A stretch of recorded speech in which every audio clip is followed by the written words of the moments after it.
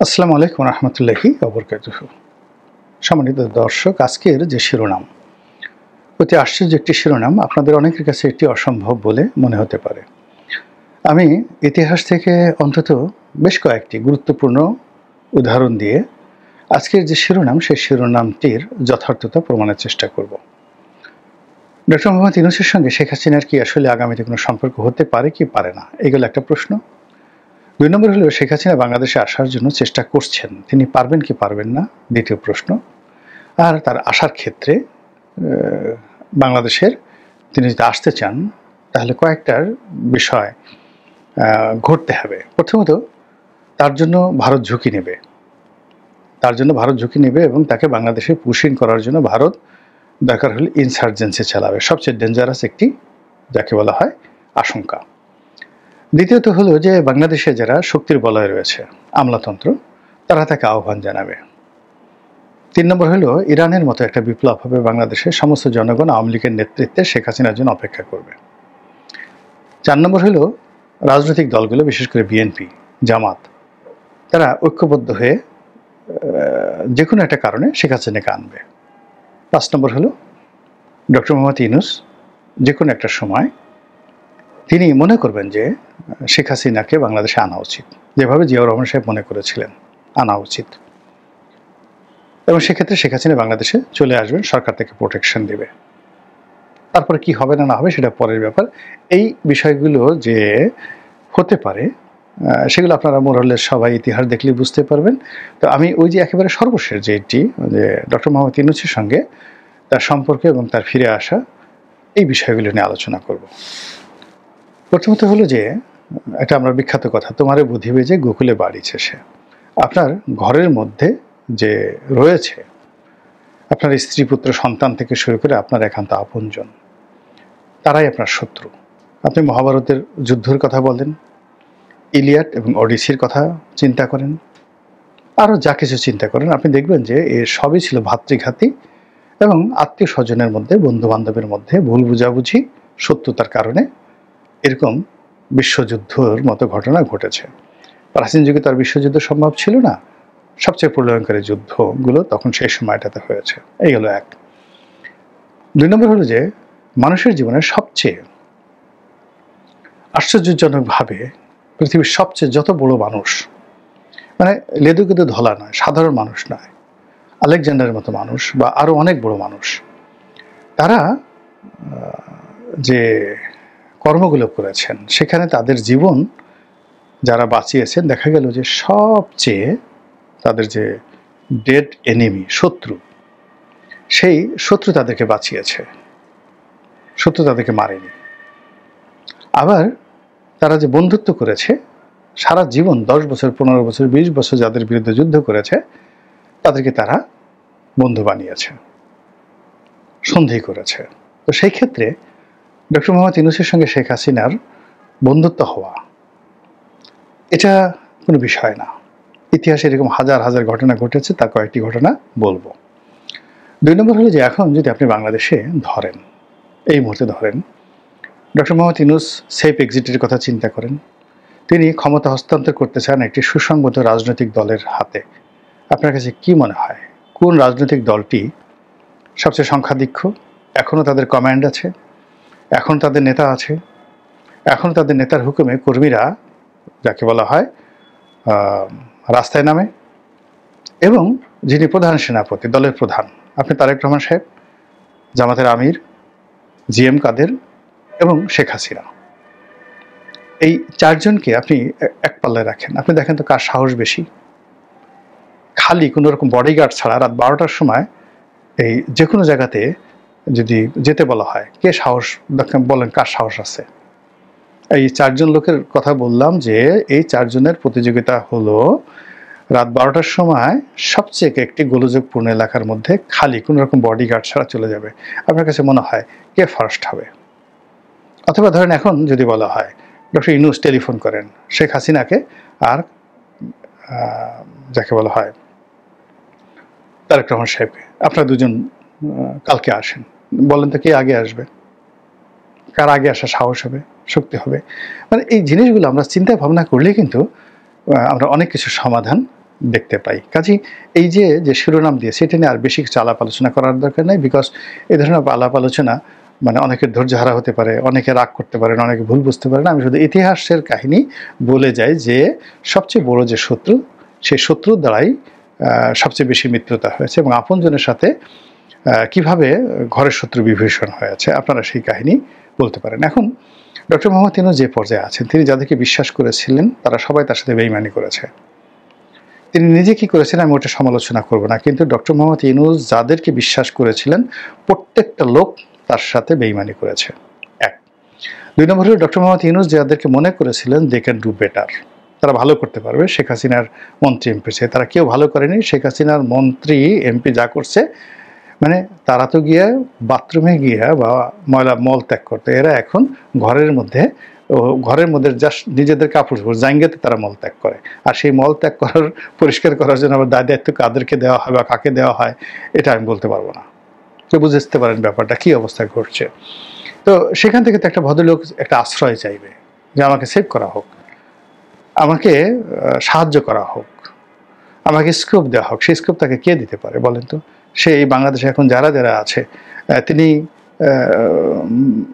সুপ্র সাহেবকে বিশ্বাস করতে পারছেন? প্রধান বিচারপতিকে বিশ্বাস করতে পারছেন? প্রধান সেনাপতিকে বিশ্বাস করতে পারছেন? ক্যাবিনেট সচিব যিনি আছেন তাকে বিশ্বাস করতে পারছেন? পুলিশের আইজিকে বিশ্বাস করতে পারছেন? স্বরাষ্ট্রমন্ত্রী উপদেষ্টা তাকে বিশ্বাস করতে পারছেন? আসিফ নজরুলকে বিশ্বাস করতে পারছেন? তাহলে এই লোকটা কিভাবে আছে? সে কি বেকুব লোক নাকি? সে তো লেবেন চুষ খায় না। উনি তো যাকে বলা হয় সেই সুইংগাম খান না, তিনি রীতিমতো যা খান করে টাকার উপর সারা জীবন শুয়ে থেকেছেন। তো যারা টাকা উপার্জন করে তাদের মতো হিসেবই মানুষ আর নেই। ব্যাংকের লোক খুব হিসেবি লোক। ফলে তিনি এই যে এখানে বসে বসে একেবারে গণনা করতেছেন, হিসাব করতেছেন কি করিলে কি হয়। এই প্রসঙ্গ বাদ, এখন ইতিহাসের ঘটনায় যাই। যেমন ধরুন প্রথমে বলি আলেকজান্ডারের কথা। আলেকজান্ডারের সাথে যুদ্ধ হলো কার? ক্ষত্রিয় বীর পুরু ভারতবর্ষে, বিশাল যুদ্ধ। ভারতের কেউ তার সামনে দাঁড়াতে সাহসই পায়নি। তিনি আসতেছেন এই কথা শোনার সঙ্গে সঙ্গেই তার খেকে খুশি করার জন্য নিজেদের রাজকন্যা, দাসদাসী, হাতি ঘোড়া, সোনা তার দরবারে পাঠানো শুরু করল।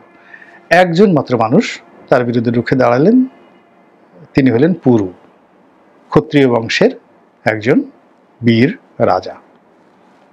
তো সেই ঝিলাম নদীর তীরে যুদ্ধ হলো। যুদ্ধে পুরু সংগতিকারী পরাজিত হলেন, তাকে শিকল পরিয়ে নেওয়া হলো সামনে।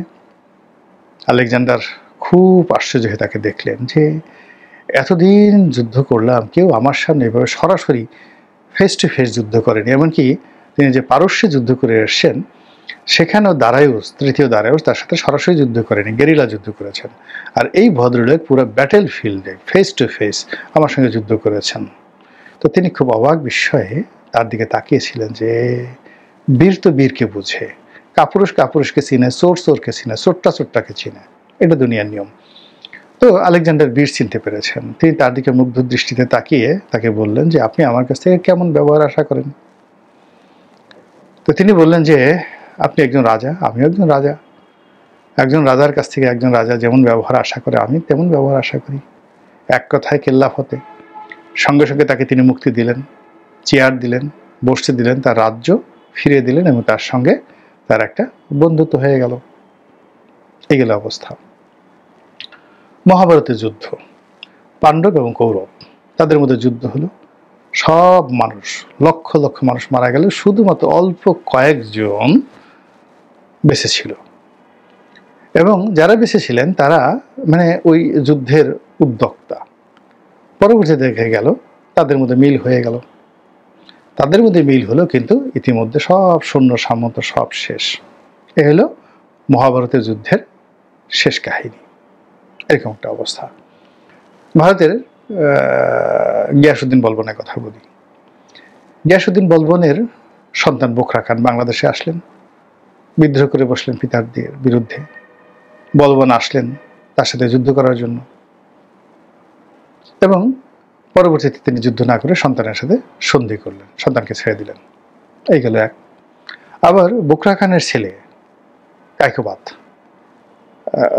তিনি দিল্লি সিংহাসনে বসলেন এবং তিনিও পিতার বিরুদ্ধে যুদ্ধ করলেন। মানে বাংলাদেশে যে বুকরা খান ছিলেন তার বিরুদ্ধে তিনি যুদ্ধ ঘোষণা করলেন দিল্লির সুলতান, একটা বাচ্চা ছেলে।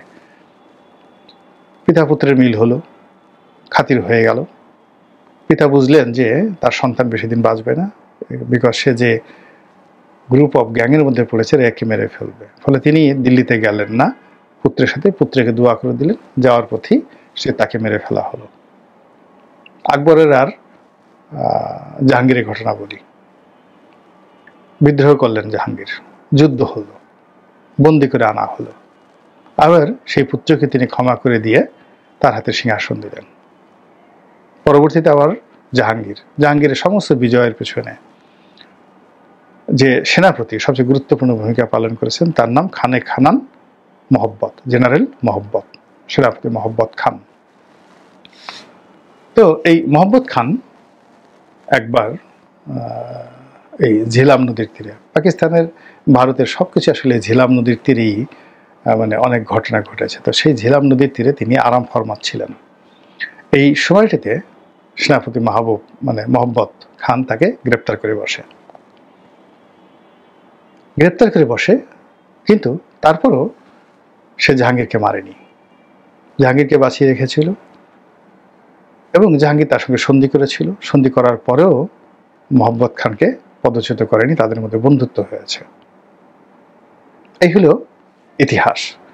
তো কাজেই অতীতে যদি আপনি বিএনপি এবং আওয়ামী লীগের মধ্যে শত্রুতা চিন্তা করেন, আপনি যদি জিয়াউর রহমান সাহেবের সঙ্গে শেখ হাসিনার শত্রুতা চিন্তা করেন, এরশাদের সঙ্গে বেগম জিয়ার শত্রুতা চিন্তা করেন, যেখানে ধরে নেওয়া হয় যে শহীদ প্রেসিডেন্ট জিয়াউর রহমানের হত্যাকাণ্ডের সঙ্গে এরশাদ সরাসরি জড়িত, আবুল মঞ্জুরকে দিয়ে তিনি এই কাজ করিয়েছেন, সেখানে সেই এরশাদের সাথে বন্ধুত্ব করার জন্য তার বাসায় কি তারেক রহমান সাহেব যাননি? এরশাদকে দলে ভিড়াতে চাননি? এরশাদকে কি রাষ্ট্রপতি বানিয়ে তারা সেই নিজেরা প্রধানমন্ত্রী হবেন এই চেষ্টা বেগম জিয়া করেননি? এটা হয়েছে, রাজনীতিতে এটা হয়েছে। আওয়ামী লীগের সঙ্গে জামাতের বন্ধুত্ব হয়নি ৮৬ সনে, হয়েছে ৯৬ সনে হয়েছে। ভবিষ্যতে হতে অসুবিধাটা কি বলেন? বিএনপির সঙ্গে আওয়ামী লীগের কি বন্ধুত্ব হয়নি? বহুবার হয়েছে, ভবিষ্যতেও হতে পারে। সেক্ষেত্রে যদি আপনি আওয়ামী লীগ বিএনপির সমস্যা দেখেন, বিএনপি জামাতের সমস্যা দেখেন, বিএনপি আওয়ামী লীগের সমস্যা দেখেন, আওয়ামী লীগ জামাতের সমস্যা দেখেন, আওয়ামী লীগ জাতীয় পার্টির সমস্যা দেখেন, আর অতীতের যে ঘটনাগুলো বললাম তার সঙ্গে যদি তুলনা করেন, বলেন তো আসিফ নজরুলের সাথে শেখ হাসিনা কি সমস্যা? ফয়জুল করিমের সাথে কি সমস্যা? রেজওয়ানার সাথে শেখ হাসিনার কোনো সমস্যা আছে? কোনো সমস্যা নেই। এই যে শফিক যে প্রেস সচিব, তার সাথে শেখ হাসিনার কি সমস্যা? কোনো সমস্যা নেই। তার সাথে তিনি শেখ হাসিনা তো দূরের কথা, বাহাউদ্দিন নাসিমের সাথে এখন তার ছবি দেখা যাচ্ছে। তারপরে সাকিব আল হাসানের বা ওই মুর্তজার সঙ্গে তার ছবি দেখা যাচ্ছে। তাদের সঙ্গে তো কোনো সমস্যা নেই, সমস্যা ছিল না। শেষের দিকে এসে যে কোনো কারণে হোক আমার সাথে আপনার সাথে অনেকের সাথে তো শেখ হাসিনা বা তার দলের মতদ্বৈততা তৈরি হয়েছে, ছিল। আমরা ক্ষতিগ্রস্ত হয়েছি। ডক্টর মোহাম্মদ ইউনূসও ক্ষতিগ্রস্ত হয়েছেন, নানাভাবে ক্ষতিগ্রস্ত হয়েছেন। কিন্তু ক্ষতিগ্রস্ত হওয়া মানে তো বন্ধুত্ব হবে না বা কোনো কিছু সম্ভব না, এটা তো বলা যায় না। তো কাজেই ইতিহাস উল্টে গিয়ে যদি এখানে চমক সৃষ্টি করার মতো কিছু ঘটনা ঘটে, আর আজকের এই শিরোনামটি যদি কোনোদিন বাস্তব হয়, তখন আপনারা আমাকে কি বলবেন? মহান আল্লাহ আমাদের সবাইকে হেদায়েত দান করুন এবং হেফাজত করুন। আসসালামু আলাইকুম ওয়া রাহমাতুল্লাহি ওয়া বারাকাতুহু।